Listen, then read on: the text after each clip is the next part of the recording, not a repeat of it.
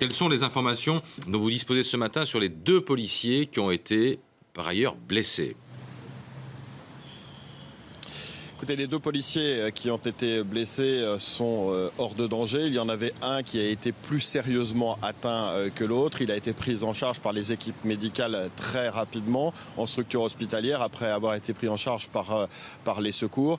Ce qu'il faut saluer, et Matthias Fekl le disait cette nuit sur les Champs-Élysées lors d'un point presse, ce qu'il faut saluer, c'est cette réaction d'un grand sang-froid et d'un grand professionnalisme, parce que vous avez un agresseur, un assaillant qui arrive avec une arme de guerre, qui ouvre le feu, qui tue un policier, qui va se précipiter en courant sur les autres effectifs de police, et pourtant il va y avoir beaucoup de sang-froid pour éviter un bain de sang.